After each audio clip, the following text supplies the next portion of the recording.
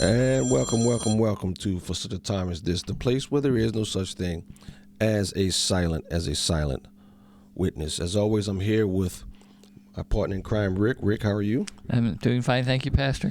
As we will look today into the Middle East updates and how what's going on in the Middle East interacts with the scriptures. Where are we on God's timeline? We'll tell you right now, we're not 100% sure. But we eagerly look forward to heaven, waiting for the return of our Lord.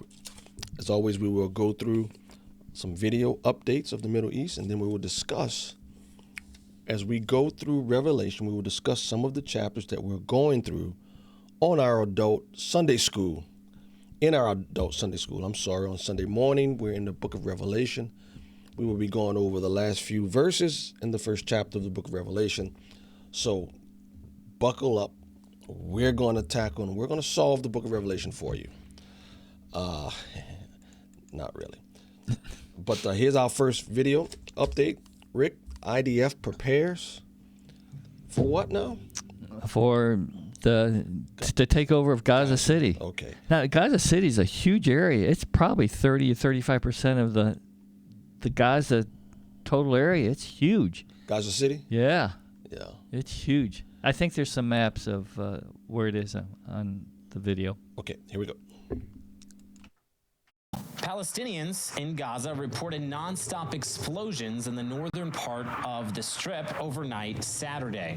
In preparation for the full military invasion of Gaza City, IDF warplanes pounded terror targets in the northern and eastern outskirts of Gaza City itself. The IDF said that troops of the 401st Armored Brigade returned to Jabalia in recent days, joining the already there Givati Infantry Brigade, which has been operating in that area just north of Gaza City for the past week. The troops are dismantling terrorist infrastructure, including destroying terror tunnels and obtaining operational control of the entire area. Israel is gearing up for their big push to obtain control of Gaza City, while Hamas, the terrorist organization of Hamas, is now begging for a ceasefire. Last week on the show, we talked about Hamas finally accepting the terms to a proposed deal right after Israel announced their intention to take over Gaza City. The problem is that the deal that Hamas is reportedly agreeing to is not the deal that Israel agreed to. This is an old proposition that Hamas stonewalled for months upon months as intermediaries frantically tried to create something that Hamas would accept. After months of Hamas rejecting every single proposal put forth by the intermediaries, Israel's leadership has recently made known that they are no longer interested in deals that only return some of the hostages. Israel has also threatened to obliterate Gaza City unless Hamas lays down their weapons and gives back all the hostages. Why is Israel still trying to negotiate with Hamas? Well, the next video Netanyahu has to have a fine balance between the PR war and the real war. It's a difficult situation. Lives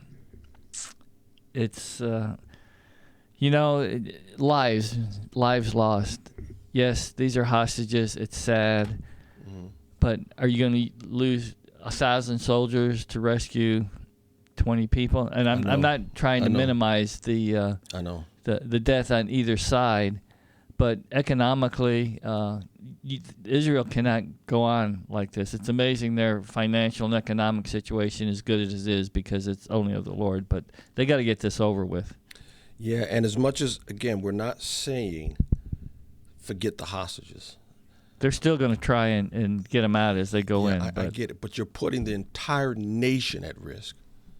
The entire nation you're putting at risk for playing these games with Hamas, and that's what they're doing. They're playing games with them. Bite the bullet, rip the Band-Aid off, obliterate Hamas. We can't keep doing this with these people. They're not honest. They're not honest Definitely actors. not honest. They have never accepted. And here's my thing: why are you negotiating with people who will tell you flat out to your face, we're not going to stop until you're done? Yeah. They have not acknowledged Israel's right to exist. and yet you're still trying to negotiate with them. Right. Bite the bullet, wipe them out. The way they've handled it, unfortunately for Netanyahu, the way they've handled it, you've encouraged more terrorism. You've encouraged more hostage taking. Exactly. Because you've let this be an anvil over your head. All right. And now when Israel starts to bring the hammer, now they want a peace deal. Really? Really? Here we go. Yeah, the IDF is getting. So I think Bibi's signaling right now. But here's where I think Bibi's at. I really think that he understands, is always stuck with, you really can't have a political solution with a terror army, Trace, embedded in tunnels holding hostages. So for Bibi right now, I don't really see this as him framing this as a peace deal.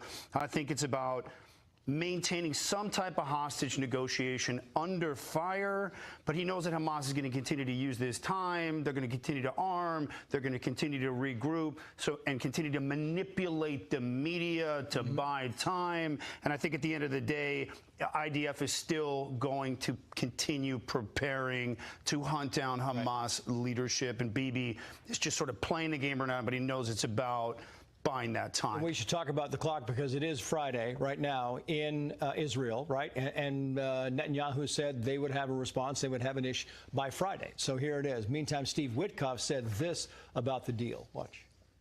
3 weeks ago, that proposal was on the table, and they slow-played us, Hamas. And the president put out his truth statement saying that he wasn't going to tolerate it anymore. And guess what happened? There's been a major break. They've issued the announcement, and they've said they want a peace deal. No, Hamas wants a peace deal now, but they're not going to give all the hostages because they know what's going to happen then, right? And they don't even want a peace deal. These are people who only understand the language of terror. Right. That's it. So they walked away over and over from every deal Israel offered them. And now that Israel looks serious, they're, 60,000 reservists are being called up. They're serious about what's coming next. And now that Hamas sees that, they're suddenly like, oh, we're going to actually take that deal Witkoff offered us weeks ago. But it's really reflective of the Israeli public. The Israeli public does not want a partial deal. They will only settle for a full deal. Every hostage must be returned. As they And why are we still debating that? It took them 2 years Why? to figure out that Hamas doesn't deal truthfully Come on. and in good faith. See, and two years. This is the criticism I have of Netanyahu and Israel. Really? Really? You're just not figuring that out? Apparently so. Come on, man. And you know what? This has to be spiritual. Right? I think, in my opinion, this has to be spiritual. Because you can't be that dumb. You know what I'm saying? I hate to call it dumb, but you really are just not figuring out the reality of who Hamas is? Really? That doesn't make sense to me. That doesn't make sense to me at all. Nope. Cluster bombs. Here we go. On Friday evening, I stepped outside my home here in Samaria, and I saw the Iron Dome deploy several missiles into the Israeli night sky. Now, as I looked for the incoming projectile, I saw a missile coming from the opposite direction, headed toward the Tel Aviv skyline. Now, the missile, this flare in the sky, all of a sudden disintegrated into several smaller pieces and then disappeared into the night sky. The report soon came in that Yemen had shot another ballistic missile at Israel, and I assumed that, like usual, the Iron Dome had intercepted it before it had impacted the ground. As it turns out, the Iron Dome did not intercept the missile due to a technical error. A piece of the missile indeed landed in the garden in the Moshav Ginaton, but thank God no one was injured. Then, the IDF launched an investigation into this failed intercept incident, and yesterday, they published the disturbing findings from the probe. The Houthis had launched a ballistic missile armed with a cluster bomb warhead. Now, this is the first time since the beginning of the war that Yemen has used this type of weapon against Israel. Using cluster munitions is a clear violation of international law and considered a war crime. Unfortunately, this kind of action from the evil terrorist group in Yemen is not surprising, as their funders and backers, the Iranians, also used cluster bombs in their 12-day war with Israel just earlier this summer. As the world continues to condemn Israel for the high number of civilians who have been killed in Gaza, falsely accusing them of war crimes, let's not forget that Israel is fighting against terrorist regimes that have absolutely no problem with committing actual war crimes whenever they want. In addition to the Houthis, who are committing war crimes now with these cluster bombs against Israel, not to mention targeting civilian populations over and over again, Hamas has also committed countless war crimes since they brutally attacked Israel on October 7th of 2023. What advantage does he have, or any Israeli has of pointing out that Hamas and the Houthis are committing war crimes? The world doesn't care. They don't care. They don't care. And not only that, they're going to say that Israel It's correct. is the one who's committing war crimes because Israel is killing so many women and children in Gaza. I've heard that said over and over and over again. So what that tells me is that Israelis are still stuck in the mindset that they're trying to defend themselves to the world. Newsflash, you will never win that war. Never. They don't care. You're dealing with Hamas as if they're honest brokers that somehow you can reason with them, reason with Hezbollah, reason with the Houthis, reason with Iran. It shows me that they still have not adopted, I will call it, the Joshua mentality.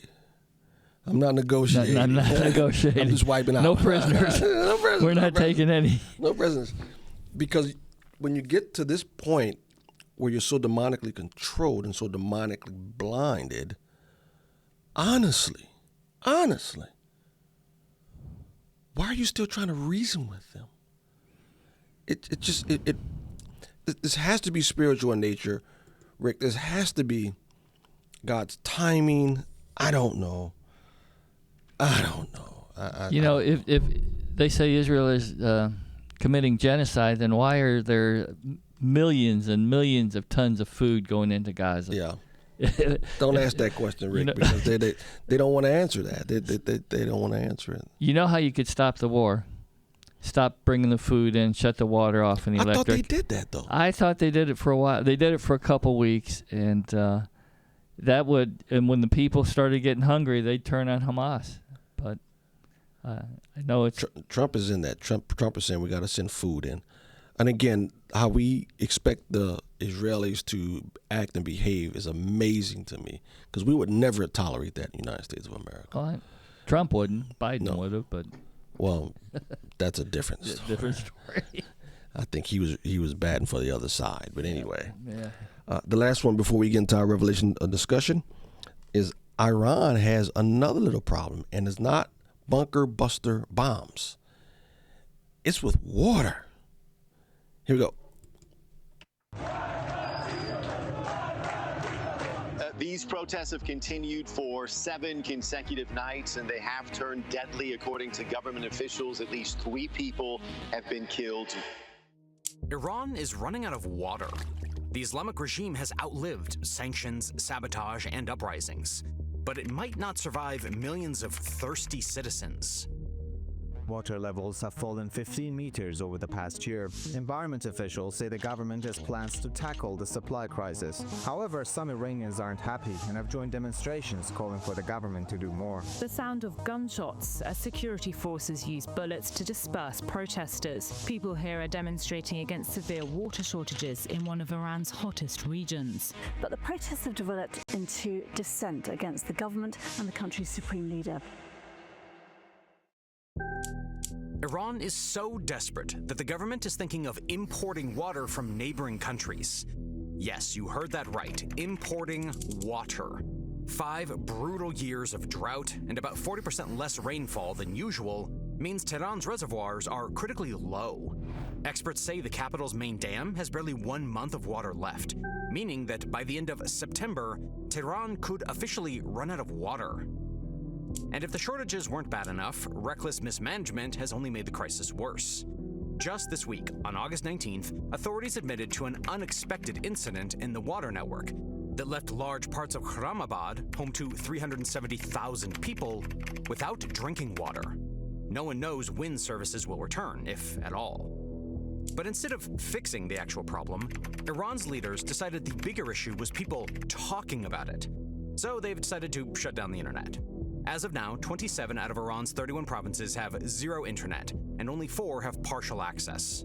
On top of that, millions of Iranians are dealing with 6 to 12-hour blackouts every single day. And in some areas, there's nothing at all. No power, no water, no connection to the outside world.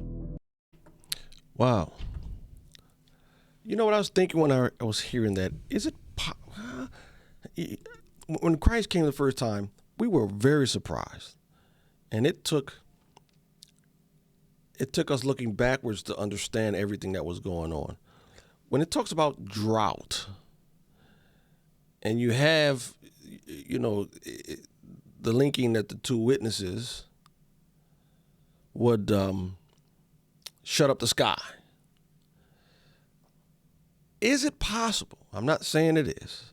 Is it possible that this is spiritual in nature? I'm not saying it is, because the 2 witnesses, I think, will have a worldwide ministry. I don't know. Yeah, but God controls the weather, and He controls everything. He controls everything. He, yeah. when he was going to discipline Israel, he says famine and drought and war and death.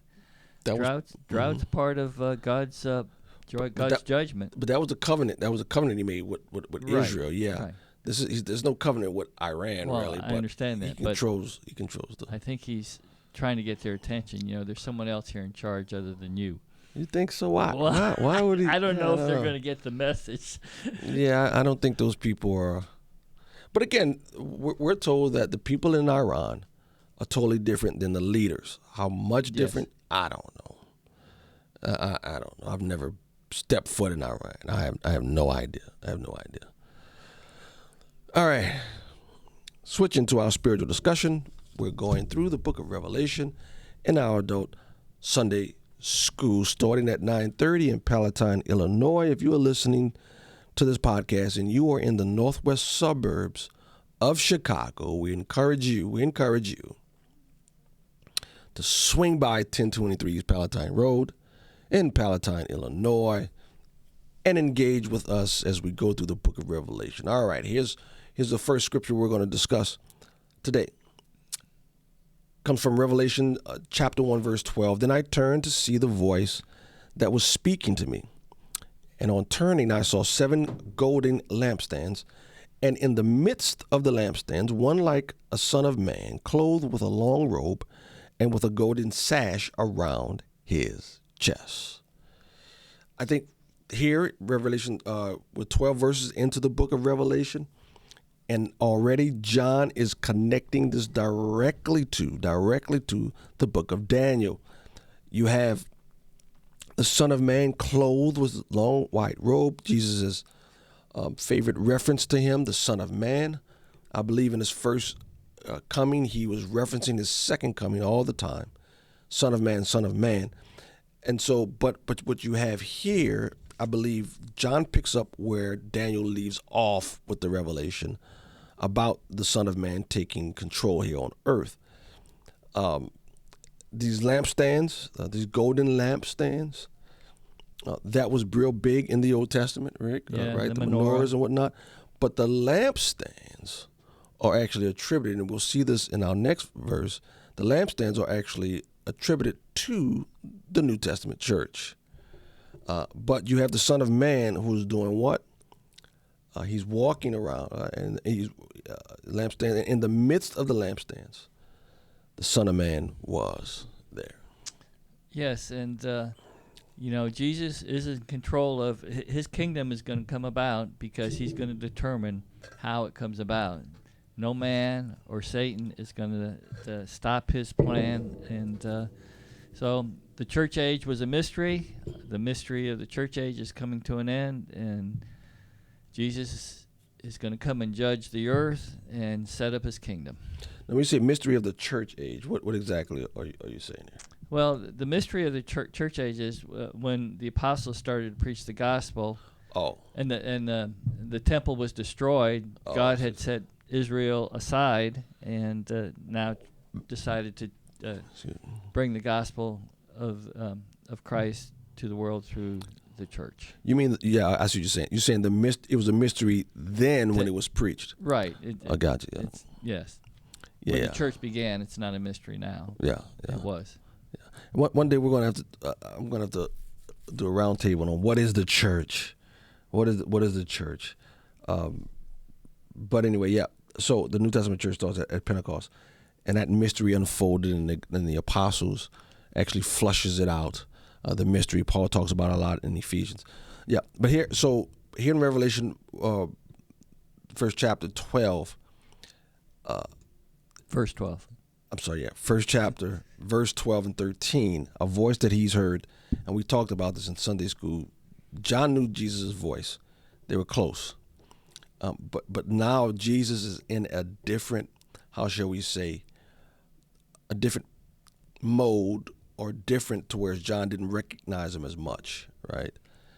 And I think Jesus is in his glorified body, and he's coming back. But anyway. He's with his battle armor on. He's on his battle. Yeah, I think, but the clothing, the robe, and the golden sash, I think that was a priestly garb, right? That was a priestly. Yeah, priestly garb. But he's functioning as a priest. I think as he walks among the lampstands, walks among the churches. Right. But here's the next verse that we're going to look at, Revelation 1:20. As for the mystery of the 7 stars that you saw in my right hand, and the 7 golden lampstands, the 7 stars are the angels of the 7 churches, and the 7 lampstands are the 7 churches. So there he makes a direct. He gives it. We don't have to guess what the lampstands were. The lampstands were used in the Old Testament, right? Within the temple worship, right? But I don't. Were lampstands ever attributed as a? I don't know. Was it ever attributed to Israel? I don't think so. The olive tree is. I mean, we'll see that in Revelation 11, right? But the lampstand brought light into the temple. It did, but what did it ever represent Israel, though? The lampstands. No, I think I don't think so. I think it represented the light of God's present, light of the world. Yeah, which was carried on with the church. But yeah, I understand that. Yeah. But we'll see. So right now, it's the seven churches or the 7 lampstands. Here's a question, to ponder. The mystery of the 7 stars. Why is it a mystery? 7 stars, I mean, we can reference what he just spoke about. He's saying, yeah, you saw the 7 stars. Let me explain what they are. The 7 golden lampstands, the 7 stars are the angels of the 7 churches. Now, some debate is what are the 7 angels? And you say, Rick, your thing is you think the 7 angels are pastors to the 7 churches we're going to go through in chapter 2 and 3. My understanding is that the word translated for angels can be translated angels, stars, and messengers.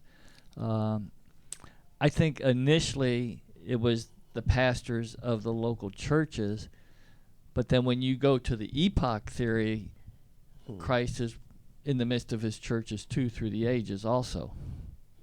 So who would... So, the message to the church. So you think there was 7 messengers? Do you think it's possible they had 7 messengers? I think it was to the 7 churches at the time. In the local church at that time that John was living. I think it was the pastors of the local churches. But then, as we discussed the epoch theory, where each church is represents a church age, as the church age unfolds. Is there another messenger walking through the churches in the church age? No, there's the only time is the first one in Ephesus. That's the only time it says that the one like the Son of Man walked among the church, and he's gone. He's not there in the 6, 2 through 7 generations, the other 6 churches. But I just 7 stars are the 7 angels. Here's what I think. Possibly, Possibly. I think possibly, just possibly, just possibly, he's giving the view of the churches throughout the epochs from a spiritual perspective, right? And I think he's, again, what is he referencing? Daniel, the book of Daniel. We know that Israel, in the book of Daniel, it is revealed to us that Israel had an angel that was their angel that contended for them, right? That's why we know the name of the archangel, Michael. Michael. He was in charge in the celestial realm. Exactly how? We don't know what that means. But he was in charge of the celestial realm of the nation of Israel. If we're going to go off the book of Daniel, and if we're going to say, okay, God's people have always had some sort of spiritual protection, some spiritual direction, akin to what the archangel Michael did to Israel, why would it be far-fetched that these angels, he would do the same thing to the New Testament church? Do you see what I'm saying? That's a very good observation, Pastor. And so why wouldn't the angels be the spiritual protectors, leaders, spiritual guidance, overseers, somewhat akin to what Michael did for the nation of Israel? Boy, I don't, because I'm not comfortable, and I get it. We're saying that the seven angels, or the seven pastors of the seven churches, maybe, but why would John depict it in such a celestial context in which Jesus, in his spiritual garb, he's up in the celestials with these angels and these lampstands. Why would he do that to earthly pastors? Do you see what I'm saying? Yeah, why would earthly pastors be depicted in that way? I think what he's doing is from a celestial, heavenly perspective. Yes, heavenly celestial perspective. And I think the seven angels are functioning in the New Testament akin to how Michael interacted with Israel. And again, what exactly he did, we don't know. It's a good perspective. I like it. We don't know. I don't know. We'll see. Anything else, Rick? No, it's every day is exciting in the Word of God and what's going on here, and we're just glad to be a part of it. We just want you guys to start to think, get interested, and engaged with what God has to say about His soon return. Yes. Hopefully it's soon. We're hoping and we're praying. I think it is, but we'll see. All right. Thank you all for listening. Have a good week. It's August 26th. We'll see you next week. Till then, goodbye. Thanks, Rick. Thanks, Pastor. Thanks. Bye-bye.